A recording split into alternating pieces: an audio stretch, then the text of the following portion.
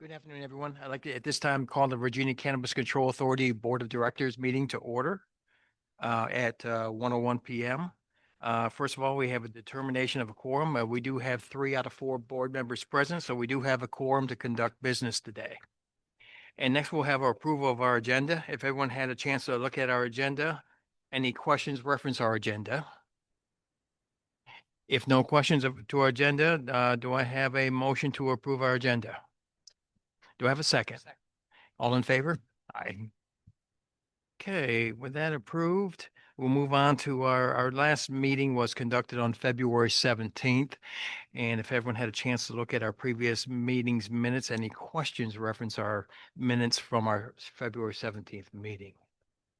Okay, with no questions, do I have a motion to approve our previous meetings minutes on February 17th?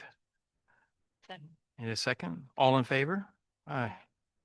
Okay, with that said, we got through that, and now we'll be at a point with our legislative update with Jake. Good afternoon. Hey, Jake, over in the corner there. Good afternoon. Can you hear me? I see you. Yeah, Jake. Excellent. Well, sorry I couldn't be with you all in person today. But however, a lot of the material I'm going to cover, we've already covered before. So I'll try and keep it relatively brief. But as always, please feel free to ask questions. Can we go up just a little bit in volume? Yes, yes, I can also talk louder if that helps. Okay, go ahead, Jake. Thank you. First, we'll go over the big legislation that most people are interested in. That's the retail market. The CCA, according to the legislation as it passed the General Assembly, is to oversee the licensing and regulation of the adult use marijuana market, and that includes cultivation, processing, testing, transporting, selling. And the board is to promulgate the regulations for this market by September 1st of this year. And a piece that was added to the legislation is that the regulated hemp products will be under the CCA regulatory authority beginning January 1st of 2027. The licensing, CCA is to begin accepting certain licenses on September 1st, with the initial licenses being issued by December 1st of this year. And obviously, the date that the public really cares about is sales. As the legislation passed the General Assembly, sales will begin on January 1st of 2027. I'll note quickly that the governor does still have the ability to amend the legislation, and I'll go over the timeline for that here soon.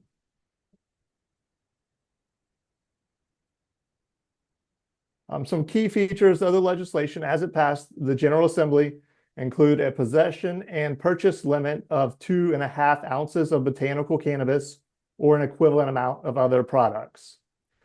There's also a serving size limit of 10 milligrams of THC and a package limit of 100 milligrams of THC. As we discussed before, there's going to be no local opt-out referendum. The legislation does require labor peace agreements for all marijuana establishments and license holders, and the governor may enter into compacts with Virginia tribal governments for regulating marijuana.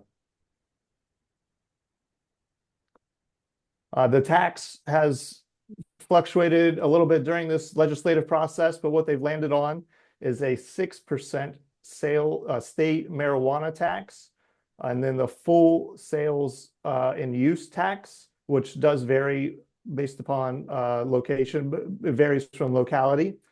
And then the local governments do have an option to tax anywhere from 1 to 3.5%.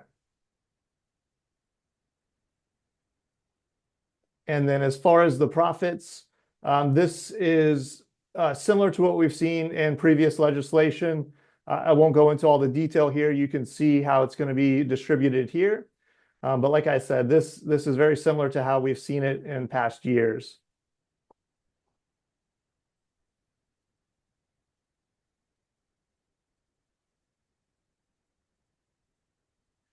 As far as the licenses, it's everything you would expect and everything that we've previously covered: cultivation, processing, retail stores, transporters and delivery operators. The CCA will have the ability to license testing facilities. And then there's also impact and micro business licenses available. And then I'll note the one license not listed on here is a dual use license that allows the existing pharmaceutical processors operating in the medical cannabis program to also operate in the adult use market as well. And there'll be a conversion fee for any pharmaceutical processor that wants to acquire that dual use license. And we can see a little bit more on that here. It's a one-time conversion fee of $10 million for each permit.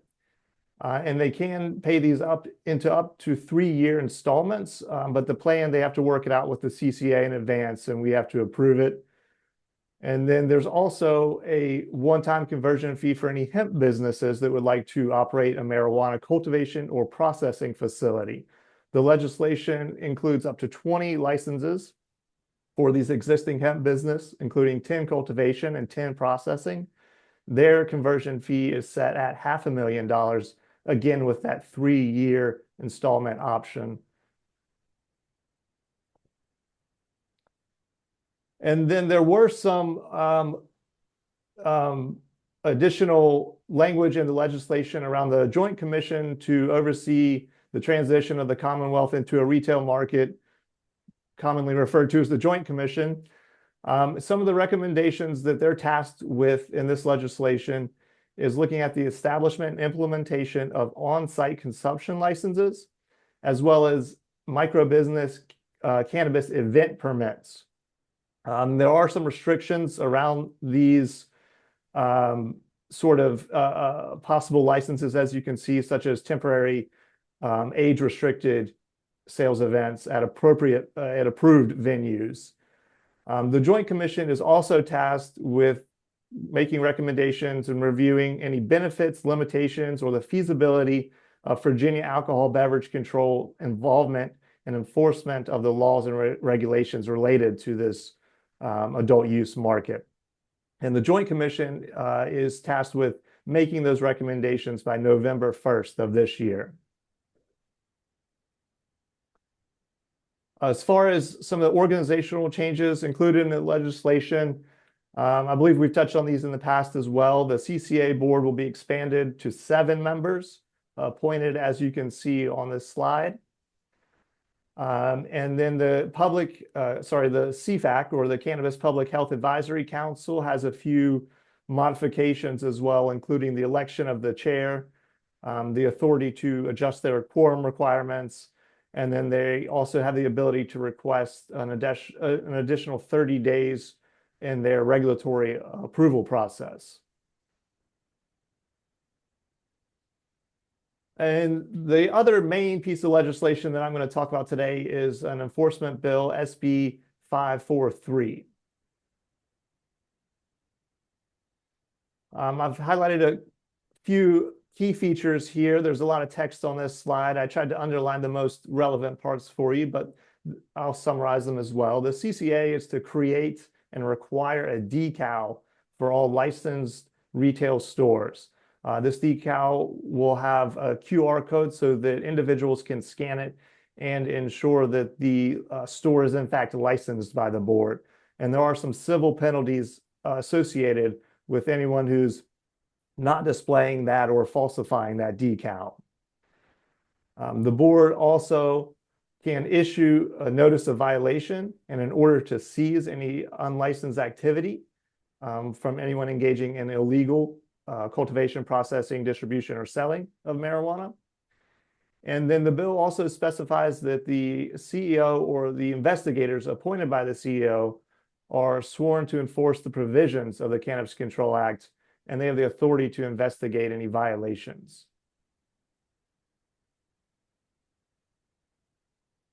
This legislation also included a work group, and you can see that the work group is set to analyze the current efforts of the Commonwealth to combat illicit cannabis sales. And then they're to report their findings by October 1st of this year.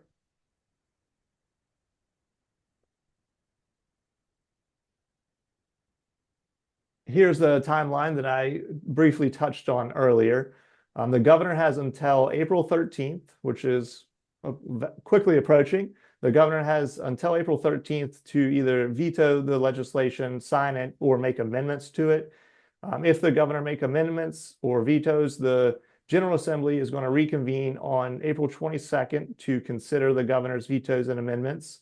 And then on May 25th, if the General Assembly has any feedback on the governor's amendments or disagrees, the governor can make further determinations and has a deadline of May 25th. And that's my general overview of the legislation. Again, as always, I'm here for questions. And please don't hesitate if you have any questions now, or if you think of any later, I'm always available. Thanks, Jake. I'll ask to see if the board has any questions for you. Yes, you may. Jake, quick question. What are the policies of the retailer over the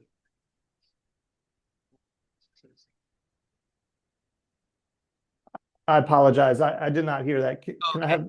Can you go over the restrictions around being able to hold multiple licenses between a retailer, distributor, manufacturer? Yes. So there is a general clause in the legislation that says no entity may hold more than, I believe, 5 licenses.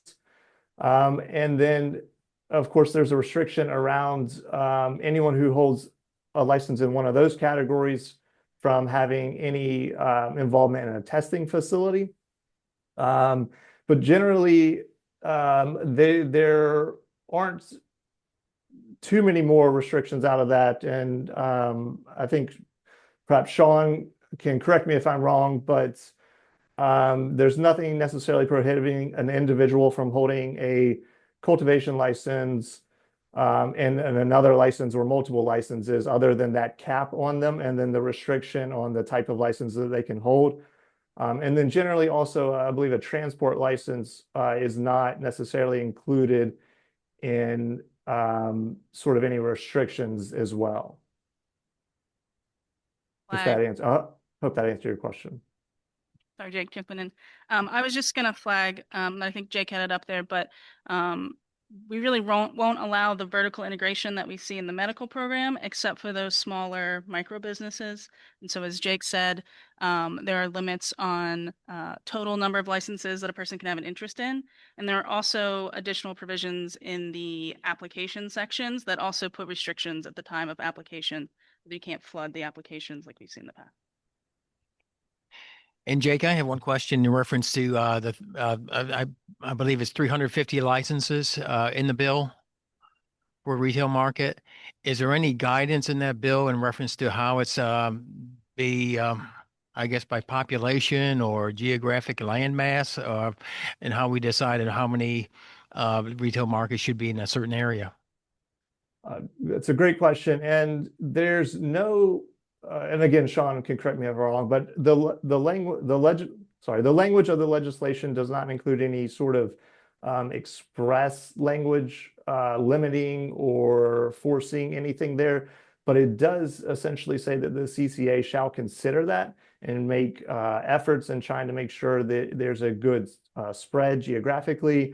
And then I believe there's also language saying that we will continue to look at that through in years to come to make sure that we maintain a good distribution of those licenses. So nothing that clearly states that we have to do one thing or other, but more kind of general language saying we need to ensure that there is a decent, a good amount of coverage. Okay.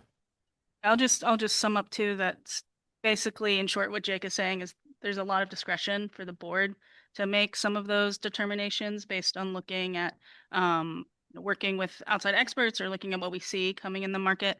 And then I'll also just add that 350 cap sunsets at some point, and then the board is allowed to make a higher cap if they see the need based on evidence. Thank you, Sean. Thank you, Jake. Question. So will that be spelled out a little bit more in detail in the during the regulatory process then? Thank you. Okay, Jake, Yeah, thank you very much. Thank you. Okay, next we'll have our safe driving update with Jessica. Some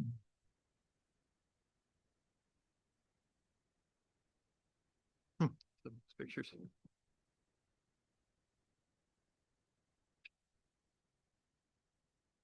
Hi, I am really excited to share an update with you guys on our safe driving campaign. We've been calling this campaign Bad Combinations, and it centers on a simple idea. Some things just don't go together. We've used light, relatable examples like cats and nice curtains, balloon animals and cacti to land a serious message that cannabis and driving don't mix, and it's both dangerous and illegal. So our goal is to meet people where they are with messaging that feels approachable while clearly communicating the risk. So as a refresher, our campaign is targeting adults ages 18 to 49.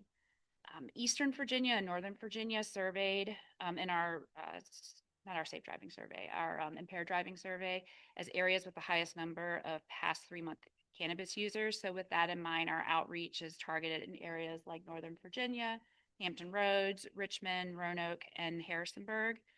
And like I said, these regions were selected because of the survey and to maximize reach and engagement across key population centers. So our campaign launched February 2nd. We launched our paid social media, banner ads, streaming audio, broadcast radio, and a new safe driving webpage. On February 25th, our streaming video followed. And then on March 9th, our out-of-home ads were placed in 143 different locations, including college campuses, music venues, bars, gas stations, and tobacco shops. So you guys may see that at your local corner store. You might see a sign in the window or a cling on the window like you see for other things.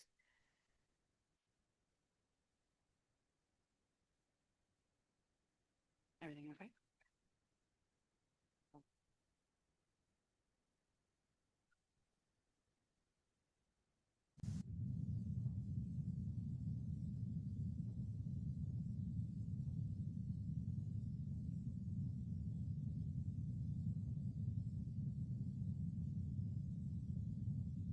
So up screen is our examples of our creative assets, the types of ads people are seeing across various platforms, banner ads that you get on your computer, Meta, which is Facebook and Instagram, and your out-of-home posters that you may see.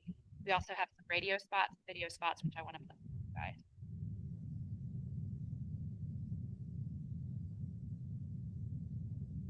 Some things just don't go together, like toothpaste and orange juice, ugh, or robots and bubble baths, or a string quartet and bagpipes. But one of the worst combinations is cannabis and driving, because delayed reactions are dangerous, and high driving can lead to high penalties, like heavy fines and even jail time. So plan ahead or call a ride, because cannabis and driving is a bad combination. From the Virginia Cannabis Control Authority. Hay cosas que no combinan, como lavarse los dientes y tomar jugo de naranja. Robots y burbujas de jabón. O una gaita con un cuarteto de cuerdas. Pero una de las peores combinaciones es fumar marihuana y manejar. Porque las reacciones lentas son peligrosas y manejar bajo el efecto del cannabis trae multas altas y hasta cárcel. Mejor planea con tiempo o pide que alguien te lleve, porque el cannabis y volante son mala combinación. Mensaje de la Autoridad de Control del Cannabis de Virginia.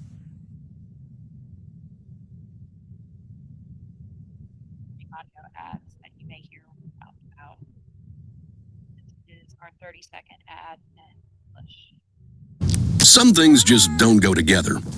Like cats and nice curtains, soup, and horror movies, or balloon animals and cacti. Oh, man. But one of the worst combinations is cannabis and driving. It can lead to heavy fines and even jail time. That's my ride. Oh, get him safe, man. See you later. See you guys later. So plan ahead or call a ride, because cannabis and driving is a bad combination. Some things just don't go together, like cats and... Here's our 15-second finish. Hay cosas que no combinan, como globos cerca de algún cactus. Oh, man. Pero especialmente fumar cannabis y manejar. Get him safe, man. See you later. See you guys later. Pide que alguien te lleve. No manejes drogado. Hay cosas que no combinan. As you guys saw, every version carries the same core message, helping build recognition and consistency. So early performance, the campaign has been really well received. Through the end of March, we've had 14.6 million impressions and more than 7,000 clicks onto the ad that takes you to our safe driving page. We expect these numbers to get much higher in the months to come, since this has only been running since beginning of February to mid-February. Across all platforms, you can see people are overwhelmingly getting our message through their phone. They're being served the ads on the phone, with the highest impressions being in Northern Virginia and Tidewater, which are the areas that we have tried to target the most.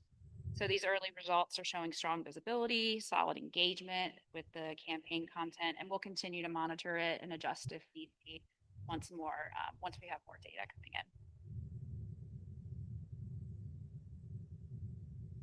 So as I mentioned, we want to meet people where they are. So looking ahead, we have a lot planned. We're expanding beyond digital, and we are going into in-person engagement to help deepen our impact even more.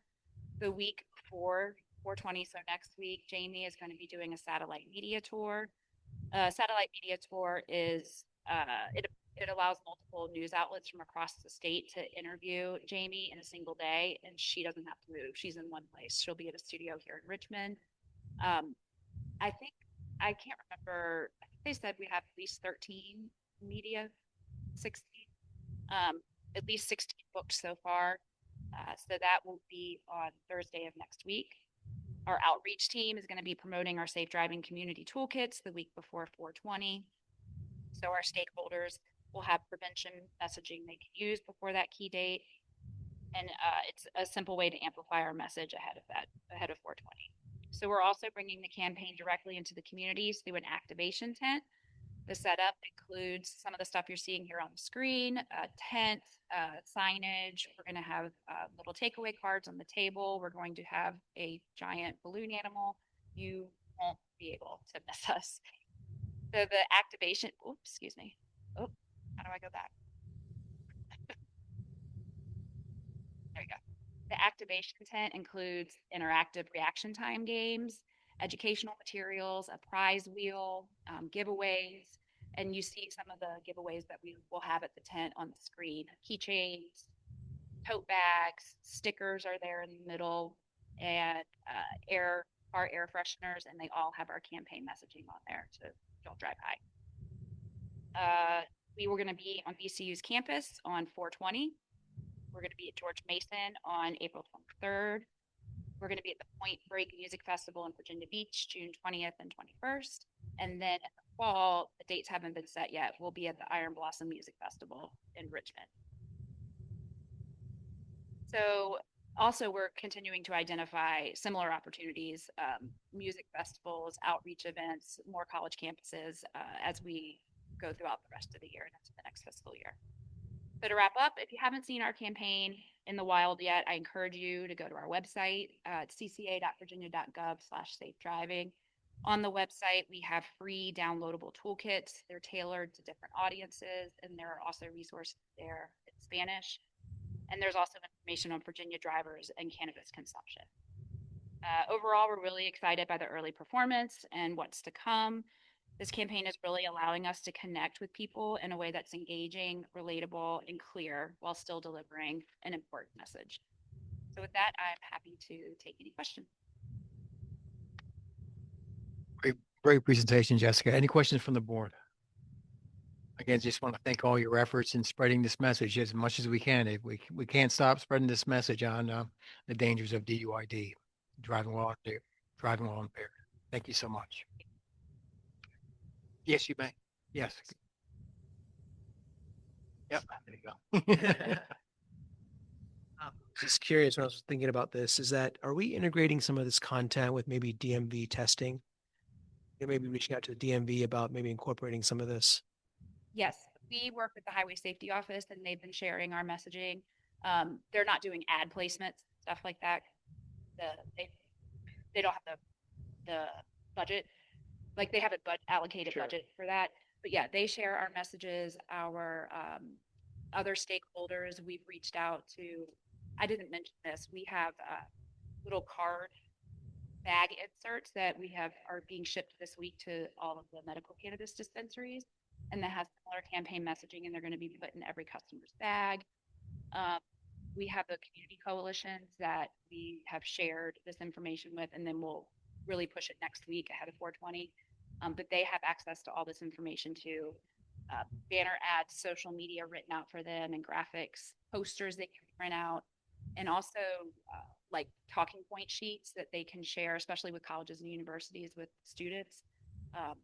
All that information and all those resources are available on our website on the safe driving page for them to download. And yeah, we're already seeing other outlets share them. That's great. Yeah, I think if we can get it incorporated as part of defensive driving curriculum at some point, that may be good if possible.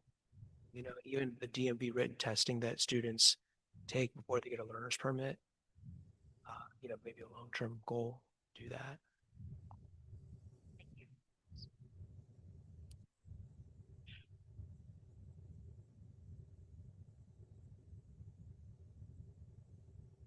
Next on the agenda, we'll have our medical cannabis update with Isaac Wright.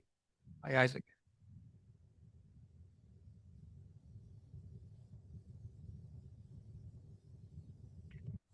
Good afternoon, everyone. Thank you for having me. I'm Isaac Wright, the licensing manager here with the CCA. I appreciate the opportunity to share updates about the program. For today, we're going to cover the usual list of interrelated topics to talk about system updates, information about patients and practitioners, what kind of issues they have when they reach out to us, and then I'll wrap up with some industry data highlights. We talked about the portal before, but I really wanted to show the card. I don't know if you've seen the card yet on any of the other presentations. If you recall, that's the barcode that shows patient data that's on the card. Dispensaries can scan that and import the patient data right in to save time at entry. And the QR code's like a live validation for it. That's a live QR code. Fast enough. I want to try to look at it, but unless your name is patient 4, you're not.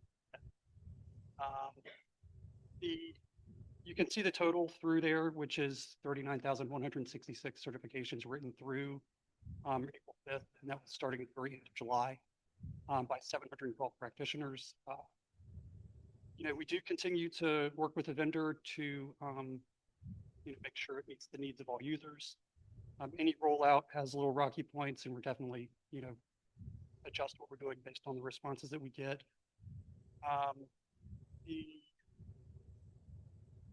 So for example, like we put together a patient guide for the system getting into the system, and then also we're like submitted updated notification emails for patients so they can get in and understand the process to get in more easily, since that's one of our pain points that we're having.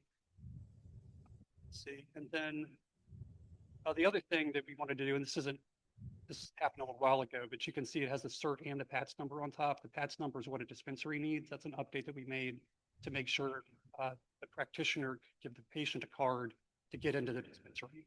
For those that have trouble getting in on their own to the portal and getting their certification themselves, it was important to us that practitioners could help them with that. The other system I'll talk about is just the seed to sale tracking system. Investigation discovery is a pretty exciting new feature coming up that helps manage compliance investigations, which is super important as we move forward. It allows for automating complex processes regarding holds, streamlines recalls, and helps with investigation management. I know that's just a single window, but this is a new like look to the whole system, which kind of makes it easier on the eyes and more familiar, the cleaner design across pages. We also finished updating our R&D test types recently, which is way more work than it sounds like. What we're trying to do is make sure that if a licensee needs to submit a product for testing, you don't want them to see tests that the product wouldn't apply to it. So for like a concentrate, you wouldn't want it to, you don't want them to see a test for water content. Because if they select that, then you actually have to go through like metric support to unwind that request because it's not appropriate for that product type. So we're just making sure all those match up so they're not going to, it's not possible to select the wrong thing.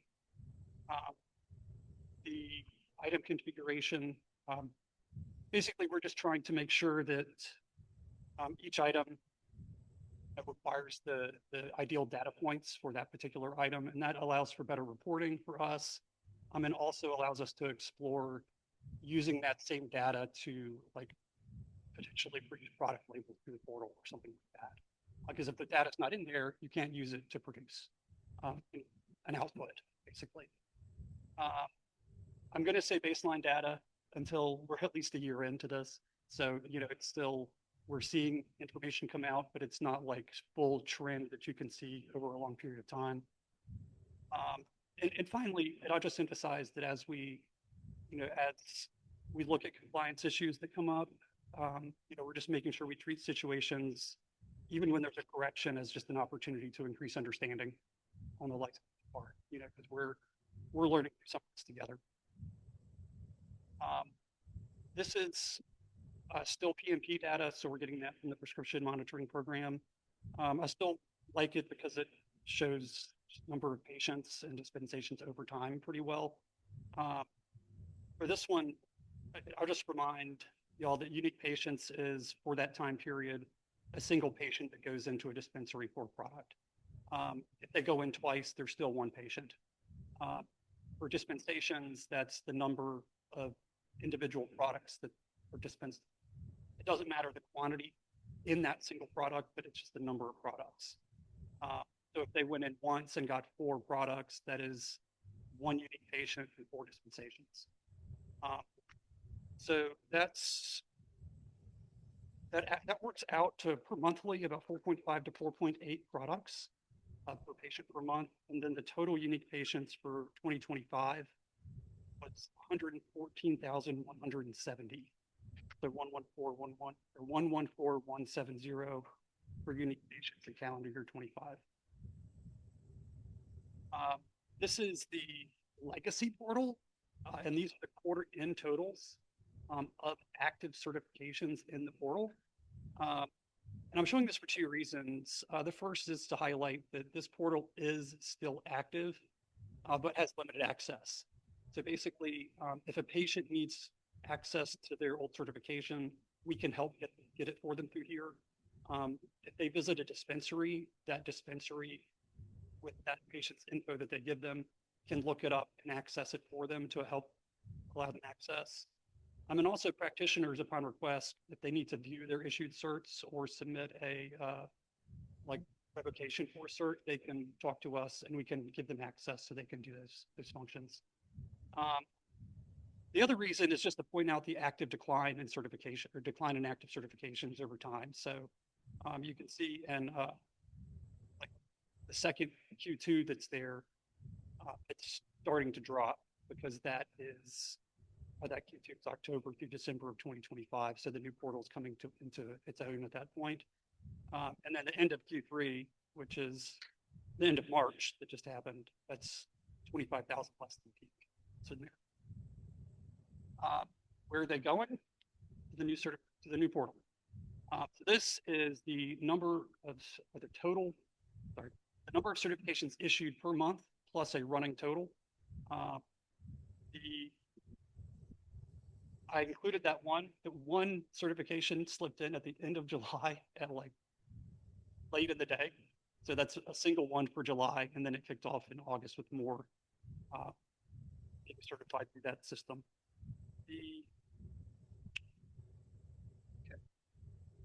This similarly, this is the practitioner accounts from the legacy portal. And you can see there's almost 1,600 practitioner accounts in there. And this is an old one. You've actually seen this almost exact slide before. But I wanted to show it to you today because of the contrast with the next one. So we almost about 1,600 at the end of that one. This is the number of active practitioners in the new portal and the number of certifications issued by them each month. So you can see the bottom line, active practitioners for each month, it's peaking recently at about 450. And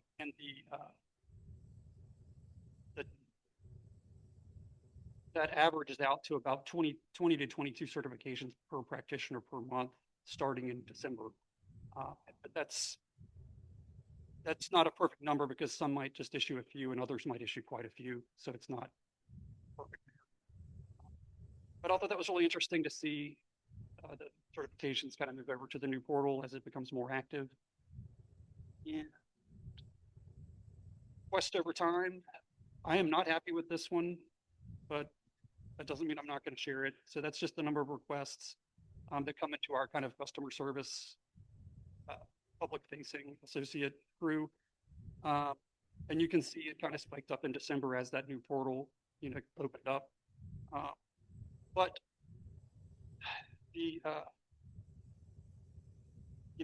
and this is just limited to patients, parents, legal guardians, and practitioners. So this is just for the MCP program requests. But it doesn't mean we didn't do anything about it. So we did take that very seriously, and you can see the number starts to decline as we start to take some action on trying to figure out what was causing it. So we did do that new patient guide, which helped patients get in a lot more easily. And then we have these upcoming changes to their emails, which should continue to push it down and just more easily explains how to get in for them. And then we were getting some issues where practitioners were mistyping certain critical information in. So we added a couple verification steps to the application to help reduce some of those entry errors. And then this is based on their feedback, we're streamlining other parts of the application to make it more easier to fill out, just to respect their time more. Last kind of section, industry data. We had a similar one on the previous presentations where it was based on registrations. This is based on the seat to sale data. And this is product expenditure by type. And so it's interesting to show what type of products patients are using. The price of each product can vary significantly at about $55 per concentrate product, $36 for infused edibles, and $43 for bud flower products. That does similar to the PMP data. It doesn't take into account the package size. So it's not a perfect comparison, but it doesn't tell you cost per dose, basically. It tells you cost per package. Also, just to plug our data dashboard, which you can see a lot of other information for anybody that's interested. I'm not going to read all these numbers to you, but those are just some highlights that you'd find on the dashboard. And that's cca.virginia.gov/data dashboard. And thank you for letting me present today. Any questions on anything I've touched on? Thank you, Isaac. And any questions from the board? And Isaac, I do have one. First of all, I want to appreciate your transparency in this presentation, with the good, with the bad, and trying to figure out why it was bad. And you did a great job. But also want to give you guys the CCA and especially the medical cannabis team. In a little over 2 years, you've taken this program to a very high level. We appreciate it. Thank you. Good to see you all again.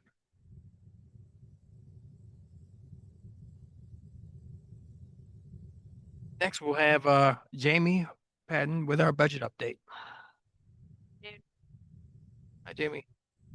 So this is our quarterly budget update. It's where we stand as of March 31st. You should be familiar with these tables, but just for a refresher, the top table is our general funds, and then the bottom table is our non-general funds. So that's the difference between state-supported money and fee revenue money. We are doing just fine with our budget as approved by the board previously. So we have 25% remaining in the year, yet we have 31% of funds available to spend. We have projected out what our known expenditures are for the remainder. We don't anticipate any issues. We currently, barring any unforeseen circumstances, don't anticipate having to come back to the board to ask for any budget amendments for this year. So generally, we're looking good. I will highlight there's that one category that shows 100% remaining, that transfer payments, and that's simply a timing issue because that's stuff that occurs later in the year. So we just haven't had those expenditures yet. But otherwise, everything looks fine. Before I take questions, I will point out one other thing. We are already in budget development for fiscal year 27. We hope to have that for the board at the next board meeting, but of course that will be dependent upon legislation. And so we can't finalize our budget request until we know what the legislation does specifically.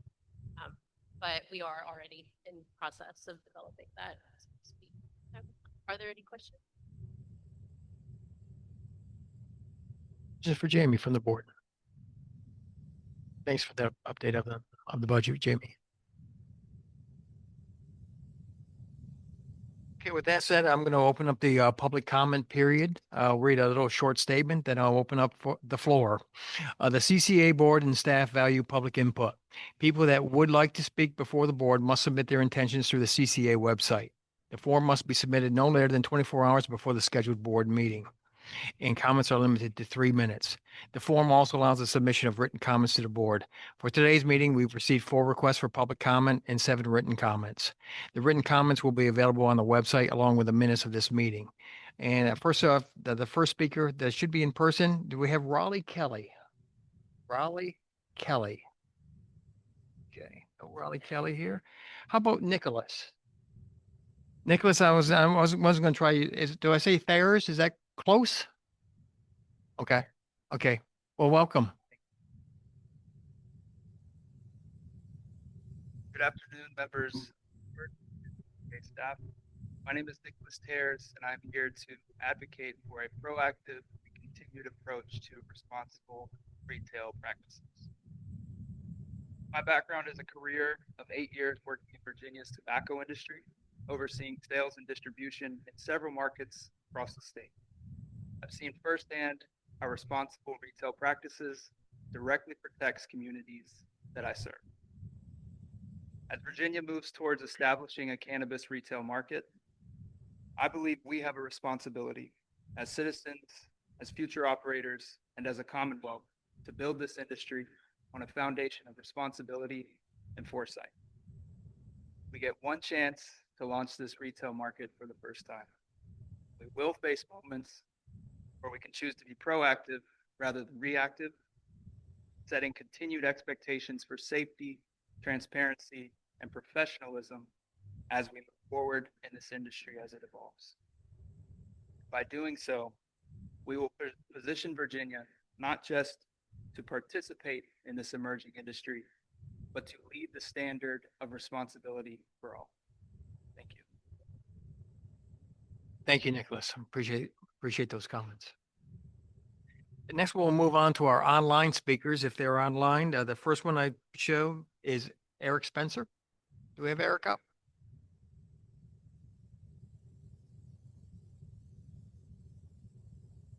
Or Thomas Malone? Those are our 2.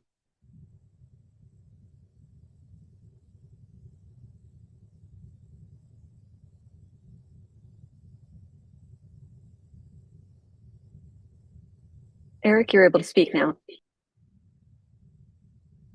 Good afternoon, Eric.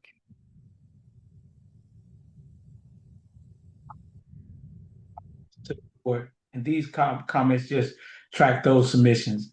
The board is directed to create a lottery, and I just want to ensure, per my written comments, that any lottery, the entry should be based off prior convictions per se. In instance, for example, someone with a prior conviction plus one of the base requirements should get 2 entries as opposed to one, and someone with several of the criteria plus a prior conviction for cannabis should get three. It's more explained in my written testimony. And thank you, and I appreciate the hard work that you all do. Thank you for your comment today, Eric. Take care. And next we have Thomas Malone.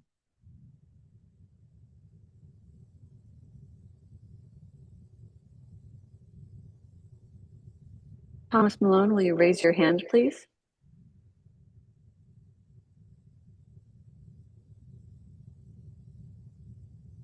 No, Thomas. Are you with us, Thomas? No. Okay. With no Mr. Malone, I will close the public comment period at this time. And folks, at this time here, I have to we'll be convening into a closed meeting. I have to read something, and as we convene to a closed meeting, I'll have to we will you're allowed to stay in here, but we will move to a different room, correct? And I'm not too sure how long we'll be in a closed session, but at this time, I will convene a closed meeting for the Cannabis Control Authority Board. I move that the Virginia Cannabis Control Authority convene a closed meeting under the Virginia Freedom of Information Act to discuss a matter lawfully exempted from the open meeting requirements under the following exemptions contained in Virginia Code 2.2-3711, subsection A29. Discussion of an award of a public contract involving expenditure of public funds where discussion in an open session would adversely affect the bargaining position or negotiating strategy of a public body. The following non-members will be in attendance of this portion of the closed meeting to reasonably aid in the consideration of this topics. That would be Jim Flaherty, Jamie Patton, and Sean Casey. Do I have a motion to put us into closed session? Do I have a second? Second. All in favor? Aye. The board is now in closed session.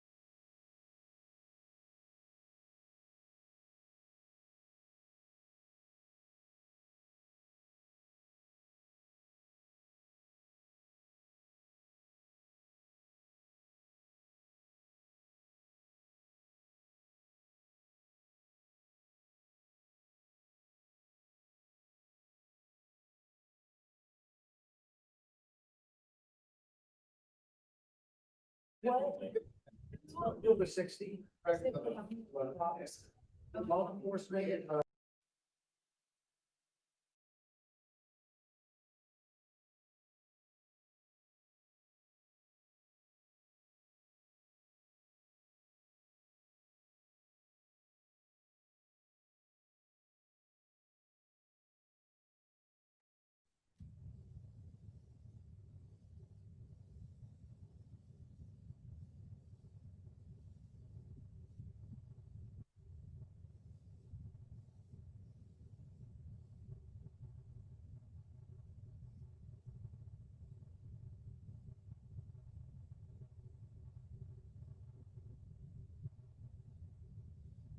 Okay, we're all back in place. At this time, I'm going to bring us out of closed session back into an open meeting. And I move that the Virginia Cannabis Control Authority convene, excuse me. Sorry about that. Certification after a closed meeting. I move the following resolution. Whereas the Virginia Cannabis Control Authority has convened a closed meeting on this date pursuant to affirmative recorded vote in accordance with the provision of the Virginia Freedom of Information Act. And whereas 2.2-3712 subsection D of the Code of Virginia requires a certification by this board that such closed meeting was conducted in conformity with Virginia law. Now therefore be it resolved that the CCA hereby certified that, to the best of each member's knowledge, only public business matters lawfully exempted from open meeting requirements by Virginia laws were discussed in the closed meeting to which this certification resolution applies. And two, only such public business matters as we identified in the motion convening the closed meeting were heard, discussed, or considered by the CCA. And do I have a motion to take us out of a closed? I'm sorry, you want me to just do a roll call or a motion first? Okay. And we'll do a roll call that in fact is that for the certification and that we were in accordance to Virginia law. And that will be Vice Chair Neil Amin Yes. and our board member Roxanne Robinson and the board chair John Cohane. Yes. So at this point, we are back in an open meeting. And Jamie, I think at this point that you have from our discussions a Request for the board. request. And go ahead. I request that the board authorize an exception to section 6.6 of the procurement policy to procure consulting services necessary to comply with legislative requirements. Pursuant to section 6.10 of the policy, I have received a written request along with supporting documentation as discussed in closed session that purchase requirements cannot be met in accordance with legislative deadlines using the purchasing methods outlined in the procurement policy. I ask the board to approve a motion granting the request for this exception. Hey, do I have a motion to approve? Do I have a second? All in favor? Aye. All opposed? Okay, that said, that motion has been approved. And at this point, I think we're at the end of our meeting. Anything other further business, Jamie, that we need to discuss? Okay. With that being said there, with no further business to conduct, I declare the CCA Board of Directors meeting adjourned. Thank you for attending.